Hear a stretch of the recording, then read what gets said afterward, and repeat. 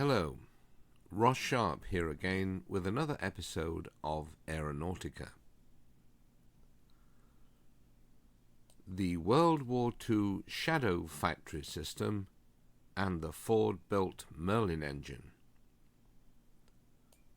The year was 1938, and it was getting late, very late indeed, if Britain was to save itself from the coming storm which threatened to engulf Europe. Hitler's armies had marched into the Rhineland, 1936, taking it back from Allied control. Germany had merged with Austria in 1938, Adolf Hitler's native country, in what was known as Anschluss, political union, and a significant part of the Czech Republic known as the Sudetenland, which was mainly populated by ethnic Germans. Prime Minister Neville Chamberlain was thought to have submitted to Hitler's demands too easily, but in reality he bought precious time. At the time of the Czech crisis, the Royal Air Force was desperately weak. In 1938, Chamberlain realized the failure of the then Secretary of State for Air, Lord Swinton, to press quickly enough for expansion of the Royal Air Force, and replaced him with Sir Kingsley Wood. Immediate plans to establish new factories and extend existing ones to produce aircraft, aero engines and other components were put into action. This was known as the Shadow Scheme, and the factories, Shadow Factories.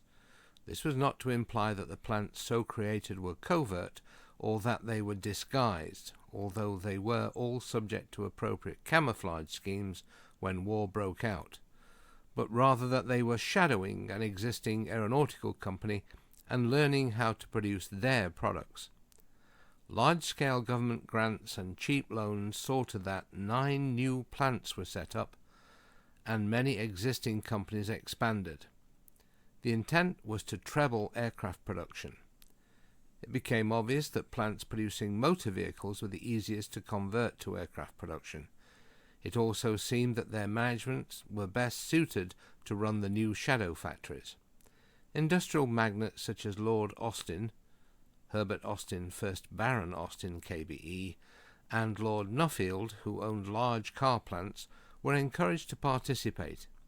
Indeed, Lord Nuffield, William Richard Morris, 1st Viscount Nuffield, GBE-CH, was given the new factory at Castle Bromwich and told to produce 1,000 Spitfires a year. Needless to say, there were huge problems with attempting this feat. Ford had a redundant assembly plant in Trafford Park, Manchester, which had been shuttered since 1931, and welcomed the chance to participate in the scheme. As well, in 1941, they were handed a brand new £6.6 million plant close by. They were told to build Rolls-Royce Merlins, lots of them.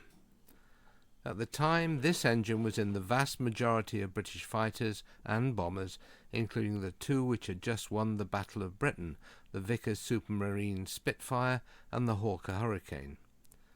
Other aircraft powered by the Merlin included the de Havilland Mosquito, certain marks of the Handley Page Halifax, Bristol Beaufighter and Vickers Wellington, the Fairey Fulmar, Fairey Battle, and the superb Avro Lancaster bomber, built in their nearby Chadderton and Newton Heath factories. Ford redrew the blueprints for the Merlin, making it more suitable for mass production, and by 1944 over 400 engines a week were flowing out of the plants. Sir Stanley Hooker, later to be chief engineer of Rolls-Royce, characterized them as damn good engines. The final total from June 1941 to March 1946 came to 30,428. This was only 2,000 less than the main Rolls-Royce plant at Nightingale Road, Derby, or there were several other plants producing Merlins in the UK. In the USA, the Packard Motor Company built 55,523 Merlins under license, and these were fitted to Lancaster 3 bombers, Canadian and Australian-built Mosquito aircraft, and most famously, the North American P-51 Mustang, transforming this fighter. The last Ford-built Merlin engine was produced at Trafford Park, Manchester, and according to a brass plaque affixed to it, rebuilt by company apprentices. It is a Mark 24 capable of producing 1,610 horsepower at 3,000 rpm and is on display in the Museum of Science and Industry, Manchester. The Merlin 24 was used in Avro Lancaster Marks 1 and 7, Avro York Mark 1 and Handley Page Halifax Mark 2 aircraft. The Shadow Factory system worked so well that it was applied to tanks, small arms, shells and even petrol cans.